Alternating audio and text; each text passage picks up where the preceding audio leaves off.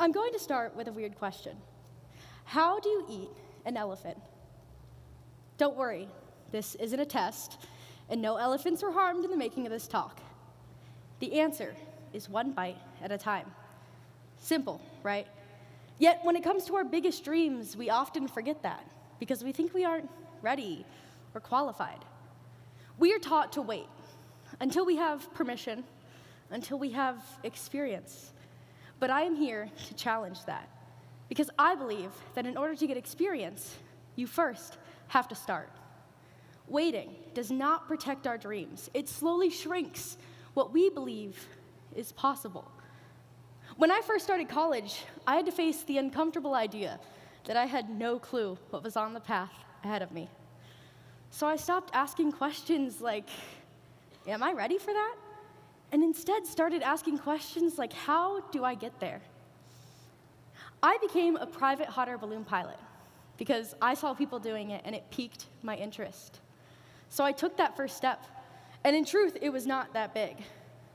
I opened my laptop one evening and Googled the first step to getting my pilot's license. Then I created an account with the Federal Aviation Administration, and from that moment on, my curiosity and momentum carried me. Today, I have flown countless times, including a solo flight at over 5,000 feet. But my journey with active curiosity did not end there. It is still hard at work. Hot air ballooning opened the door to dreams that I once considered fantastical, becoming my reality. Most recently, this dream has been writing a children's book. Now, I'm still deep in the trenches with this one, but I've been taking small steps from asking questions about publishing to meeting with a talented illustrator.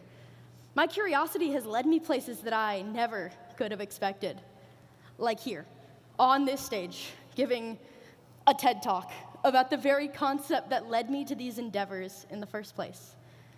And none of it was because I was an expert or knew what I was doing. It was because I was curious enough to ask a single question: how? And that completely changed the way I thought about curiosity. Because for a long time, I thought that curiosity and drive was something you either had or didn't have. And like most, I carried the quiet assumption that creativity and curiosity just weren't my thing. But then I realized that curiosity isn't a personality trait, it's a skill. And the difference between saying, I can't do that, and I wonder how I get there, is letting your curiosity lead you. Because one of those sentences closes a door, while the other kicks it wide open, asking for you to step into the unknown. Once I started thinking about curiosity as a skill, I started to wonder something else. If curiosity is really something that we can use to achieve our biggest dreams, why does it feel so hard to start in the first place? Researchers at Brown University found that brains resist unfamiliar action because building new neural pathways costs energy.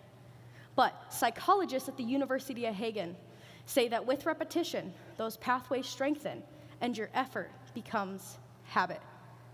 It's like walking through a forest on a path that doesn't exist yet. At first, it's hard because there are branches and thorns that are giving you resistance. But the more you walk that path, the more it clears, and the easier it becomes to navigate.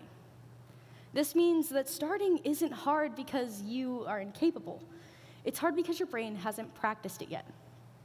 The most difficult part of any journey is placing your feet at the beginning and taking those first steps.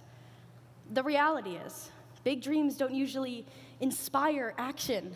They paralyze it because we don't see them as directions. We see them as an unreachable destination, endeavors that are all or nothing, all at once, or all or never.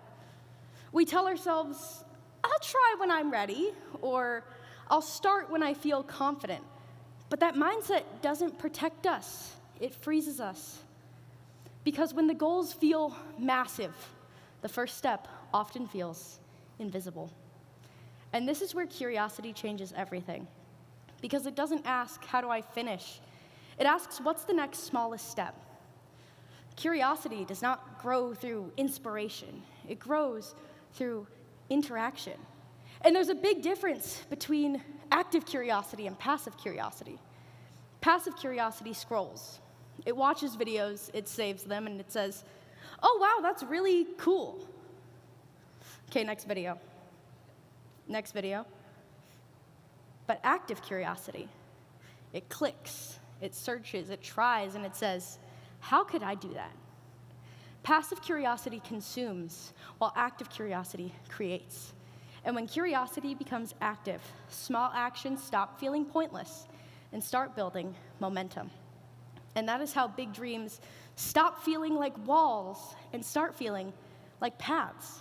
Not because our dreams got smaller, but because curiosity made it reachable. It doesn't ask for readiness, only the willingness to try. And with that, I would like to try something with all of you. Think of a dream that you have always wanted to accomplish, but have always said, I'd love to do that, that's not for me. Do you have one? Okay, now pull out your phones.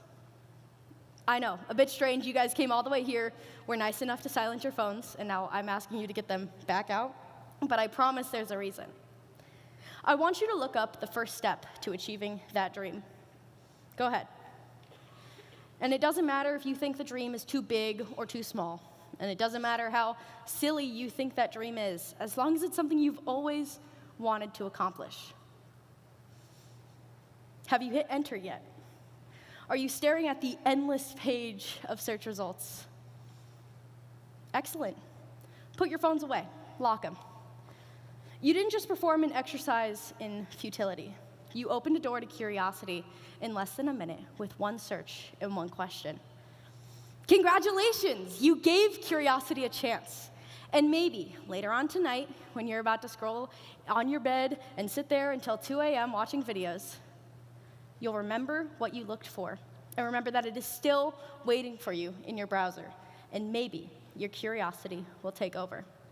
Look, we live in a world that celebrates instant breakthroughs, but 400 years ago, people learned by taking small steps, by experimenting, apprenticing, and engaging directly with what interested them.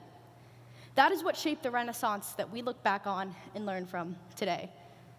Those people didn't have perfect plans. What they had was relentless curiosity.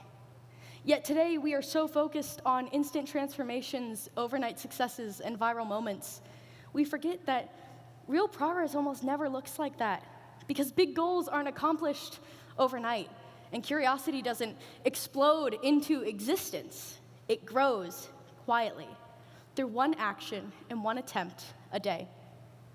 And most days, your progress will feel not dramatic, and most days it won't feel impressive. And some days, your progress is going to feel invisible.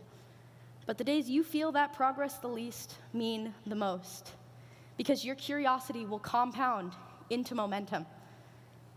So maybe the next Renaissance isn't about new inventions. Maybe it's about rediscovering curiosity and learning through exploration. Maybe it is about learning to eat the elephant one bite at a time. Thank you.